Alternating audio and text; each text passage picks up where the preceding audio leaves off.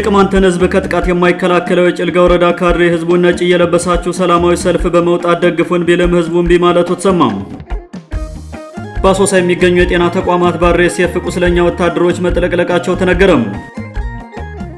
የትግራይ ክልል ትምህርት ቢሮ በበጀትና በነዳጅ እጥረት ምክንያት የ2018 የትምህርት ዘመን እስከ ግንቦት 30 እንዲጠናቀቅ መወሰኑን ተከትሎ በብልጽግና በኩል የጦርነት ቅድመ ዝግጅት ነው የሚል ትርጉም እየተሰጠው መሆኑ ታወቀም። ሰላም ጤና ይስጥልን ውድ አድማጭ ተመልካቾቻችን፣ በመከታተል ላይ የምትገኙት ጃኖ ቅማንት ሚዲያ ነው። አርዕስቶችን በማስቀደም የሰዓቱን ዜናዎቻችን ጀምረናል። ወደ ዝርዝሩ እናልፋለን። አብራችሁን ቆዩ።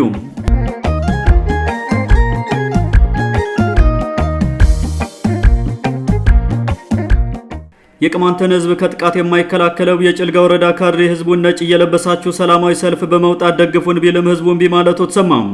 ህዝቡን በተለያዩ መንገዶች እያስፈራራ በየሳምንቱ በማሰለፍ ትልቅ ህዝባዊ ድጋፍ ያለው ለማስመሰል የሚጥረው የጭልጋ ወረዳ የብልጽግና ካድሬ ለትላንት በሆና ላይ ሰልፍ ቢጠራም ህዝቡ ሳይወጣለት መቅረቱ ሰምቷል። ሰልፍና በየመንደሩ ቡና ማፍላትን ሌት ተቀን እንደ መደበኛ ስራው እያካሄደው የሚገኘው የቅማንትን ህዝብ ጥያቄ ያፈነው የህዝብ መደበኛ ካድሬም የጎደ ሞላሌት ቅማንቶችን በግፍ አስጨፍጭፎ በማግስቱ የቦህና ከተማና አካባቢው ቅማንት የባህል ልብስ ለብሶ እንዲወጣ ያስተላለፈው መልእክት በህዝቡ ግልጽ ተቃውሞ አንዳች ውጤት ሳያመጣ መቅረቱን ነዋሪዎች ለጃኖ ቅማንት ሚዲያ ተናግረዋል።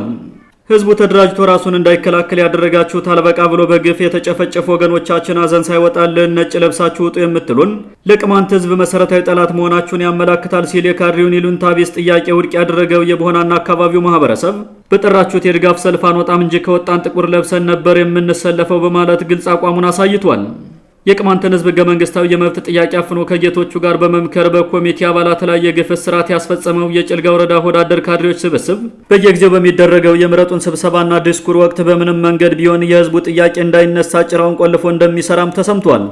ከቀናት በፊት ካድሬው ህዝብ ሰብስቦ ምረጡን እያለ በሚደሰኩርበት ወቅት አንድ ወጣት ፓርቲያችሁ ብልጽግና ተፈናቅለው በሱዳን በመከራ ላይ ለሚገኙ ወገኖቻችን ምን መፍትሄ ያላችሁ የሚል ጥያቄ በማንሳቱም ለተነሳው ጥያቄ በአግባቡ ምላሽ ከመስጠት ይልቅ ከስብሰባው በኋላ በታጣቂያቸው አስረው ለ3 ሰዓት ያክል ፀሐይ ላይ ጥለው ሲያሰቃዩት መዋላቸውን የመረጃ ምንጮቻችን ገልጸዋል።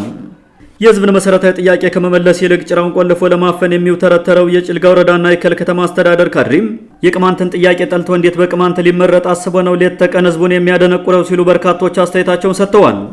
ህዝቡ በምርጫ ድምጽ የሚሰጠው የህብረተሰቡን መሰረታዊ ፍላጎት የማሳካት አቅምና ፍላጎት ላለው የፖለቲካ ፓርቲ እንጂም ስልጣን ላይ ተፈናጦ በቅማንት ህዝብ ስቃይና መከራ ሀዘንና እንግልት እንጀራውን ለሚያበስል ተላላኪ አይደለም የሚሉ ወገኖች በበኩላቸው ካድሬ ወደ ቀልቡ በመመለስ ከህዝብ ጎን ካልተሰለፈ ከባድ የህዝብ ተቃውሞ እንደሚያስተናግድም ገልጸዋል።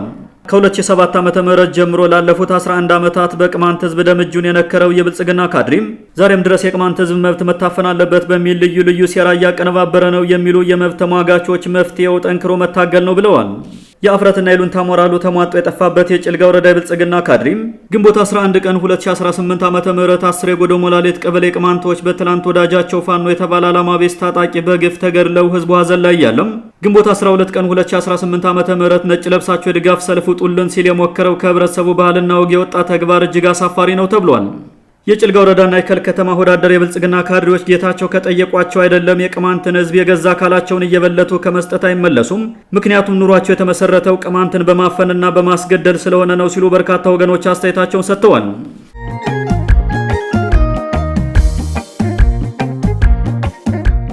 በአሶሳ የሚገኙ የጤና ተቋማት በአርኤስኤፍ ቁስለኛ ወታደሮች መጥለቅለቃቸው ተነገረም። ከቅርብ ጊዜ ወዲህ በኢትዮጵያ መንግስትና በተባበሩት አረብ ኤሚሬትስ የሚደገፈው የመሐመድ አምዳን ዳጋሎ ታጣቂ በኩርሙክ በኩል ከሱዳን መንግስት ጋር ባደረጋቸው ተከታታይ ውጊያዎች የቆሰሉ ወታደሮቹም በአሶሳ ከተማ በሚገኙ የመንግስትና የግል የጤና ተቋማት እየታከሙ መሆናቸውን የዓይን እማኞች ለጃኖ ቅማንት ሚዲያ ተናግረዋል። በቀጠና የሚደረገው ጦርነት አሁንም ተጠናክሮ መቀጠሉን የገለጹልን የኩርሙክ አካባቢ የመረጃ ምንጮቻችን የጄኔራል አልቡርሃን ጦር እያካሄደው ባለው መልሶ የማጥቃት ዘመቻ ከኩርሙክ ቅርብ ርቀት በመድረሱ ነዋሪው ለከፍተኛ ስጋት ተዳርጓል ብለዋል። ይህን ተከትሎ የበለው ሽታሎ ሆዴ ኩርሙክ ቃሻሬና ወርዛፕ ነዋሪዎች ቤት ንብረታቸውን እየጣሉ ወደ አሶሳ በመሸሽ ላይ መሆናቸውን የሚናገሩት የአካባቢው ነዋሪዎች በርካታ የዳጋሎ ታጣቂዎችም ከነትጥቃቸው ወደ ኢትዮጵያ መሬት እየገቡ መሆናቸውን ገልጸዋል። ለወትሮ የሱዳን ተቃዋሚ ወታደሮች ወደ ኢትዮጵያ ሲገቡ ትጥቃቸውን ይዘው አይገቡም ነበር። ሰሞኑን ግን ቁጥራቸው የማይናቅ ታጣቂዎች ከነመሳሪያቸው በመግባታቸው ታስረዋል የሚል መረጃ እየወጣ ነው ሲሉ የመረጃ ምንጮቻችን ለጃኖ ቅማንት ሚዲያ ተናግረዋል። በኩርሙክ በኩል በተፈጠረው የእርስ በርስ ጦርነትና የኢትዮጵያ መንግስት ቀጥተኛ ተሳትፎ ምክንያት በቀጠናው የነበረው ሰላምና መረጋጋት በከፍተኛ ሁኔታ ደፍርሷል የሚሉ ወገኖች በበኩላቸው የመንገድ ላይ ዝርፊያና ውንብድናም ተጀምሯል ብለዋል። ባሳለፍነው አርብ ወርቅ በመቆፈር ላይ የተሰማሩ ኢትዮጵያውያን ከሽታል ወደ ኩርሙክ እየተጓዙ በነበሩበት ወቅት በወዴና በኩርሙክ መካከል በሽፍቶች ተደብድበው የያዙት 300 ሺህ ብር መዘረፉን ምንጮቻችን ገልጸዋል። ጃኖቅማንት ሚዲያ ከትላንት ወዲያ ሱዳን ትሪቢዩንን ዋቢ አድርጎ ባወጣው ዘገባም የሱዳን መንግስት ጦር በብሉ ናይል ግዛት የሚገኙ 2 ቦታዎችን ከአማጽያኑ እጅ ነፃ ማውጣቱና ባካሄደው ከባድ ውጊያ በአማጽያኑ ላይ ከፍተኛ ጉዳት ማድረሱን መግለጹ አይዘነጋም። በአሶሳ የሚገኙ የጤና ተቋማት በአርኤስኤፍ እና ሌሎች አማጽያን ቁስለኛ ወታደሮች የተጥለቀለቁትም ከዚህ የሱዳን መንግስት ጦር የመልሶ ማጥቃት ውጊያ በኋላ ነው ተብሏል። በቀጠናው ከዚህ የከፋ ጦርነት መካሄዱ አልቀረም የሚሉ የአካባቢው ነዋሪዎች መንግስት የዜጎችን ደህንነት በተመለከተ አጥብቆ ሊያስብበት ይገባል ሲሉ ጠቁመዋል። የሱዳኑ ጦርነት በደቡባዊ ሱዳን በሚገኘው የብሉ ናይል ግዛት ላይ የስበት ማዕከሉን እንዳደረገ የሚገልጹ የፖለቲካና ወታደራዊ ጉዳዮች ምሁራን ከቅርብ ጊዜ ወዲህ ወደ ከፋ ደረጃ በተሸጋገረው የኩርሙክ ቀጠና የሱዳን የእርስ በርስ ጦርነትና የውጭ ኃይሎች አራጋቢነት በቀጠናው ከ73 ሺህ በላይ የሱዳን ዜጎች ከቤት ንብረታቸው መፈናቀላቸውም ተሰምቷል። አንዳንድ አስተያየት ሰጪዎች አሁን ስልጣን ላይ ያለው የኢትዮጵያ መንግስት ስለ ሀገሪቱ መጻኢ ዕጣ ፈንታ ከመጨነቅ ይልቅ ስልጣኑን ለማደላደል ብቻ ስለሚሰራም ተጨፍኖ ከአርኤስኤፍ ጋር በመተባበር የሱዳኑን የእርስ በርስ ጦርነት ወደ ህዳሴው ግድብ ጎትቶ እያመጣው ነው ሲሉ ተችተዋል።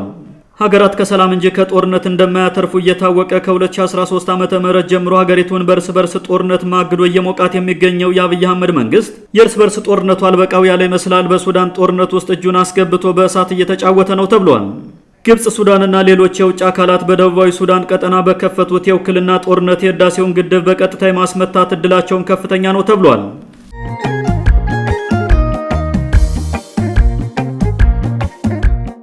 የትግራይ ክልል ትምህርት ቢሮ በበጀትና በነዳጅ እጥረት ምክንያት የ2018 የትምህርት ዘመን እስከ ግንቦት 30 እንዲጠናቀቅ መወሰኑን ተከትሎ በብልጽግና በኩል የጦርነት ቅድመ ዝግጅት ነው የሚል ትርጉም እየተሰጠው መሆኑ ታወቀም። የትግራይ ክልል ትምህርት ቢሮ ትላንት ባወጣው መግለጫ የፌዴራሉ መንግስት ለትግራይ ክልል የሚውለውን የመምህራን ደመወዝ በጀትና ነዳጅ በመከልከሉም ለወትሮ እስከ ሰኔ 30 ይቀጥል የነበረው የመማር ማስተማር ሂደት አንድ ወሩ ተቀንሶ እስከ ግንቦት 30 2018 ዓ.ም እንዲጠናቀቅ ማስተካከያ አድርገናል ብሏል። የፌዴራሉ መንግስት የክልሉን በጀትና ነዳጅ በመከልከሉ ለመምህራን በወቅቱ ደመወዝ ለመክፈል ተቸግረናል ያሉት የክልሉ ትምህርት ቢሮ ኃላፊ ዶክተር ኪሮስ ጉሽ ይህም 2018 የትምህርት ዘመን ከመደበኛው ጊዜ ቀድመን እንድንዘጋ አስገድዶናል ሲሉ ለክልሉ ሚዲያዎች ተናግረዋል። ትምህርት ቢሮው የመንግስት ትምህርት ቤቶች ብቻ ሳይሆን የግል ትምህርት ቤቶችም እስከ ግንቦት 30 እንዲዘጉ ውሳኔ ማሳለፉን የገለጸ ሲሆን ወላጆች በነዳጅ እጥረት ምክንያት ልጆቻቸውን ትምህርት ቤት በመኪና አድርሰው መመለስ አልቻሉም ብሏል። የክልሉን ትምህርት ቢሮ ውሳኔ ተከትሎ የብልጽግና መንግስት በአፈቀላጤዎቹ በኩል ህወሓት በመጪው ሰኔ ወር ጦርነት ለመጀመር ሲል ትምህርት ቤቶች አስቀድመው እንዲዘጉ እያደረገ ነው በሚል እያስነገረ ይገኛል። የመምህራን ደመወዝ ለወራት በመቆሙ ምክንያት በትግራይ ክልል በርካታ ትምህርት ቤቶች ስራ እስከ ማቆም የደረሰ ችግር ውስጥ የገቡ ሲሆን ቁጥራቸው በውል ያልታወቀ መምህራንም ራሳቸውንና ቤተሰቦቻቸውን ማስተዳደር ስላልቻሉም ከስራ ገበታቸው እስከ መፈናቀልና አካባቢውን ለቀው እስከ መሰደድ የደረሱ እንዳሉ ከክልሉ የሚወጡ መረጃዎች ያመላክታሉ።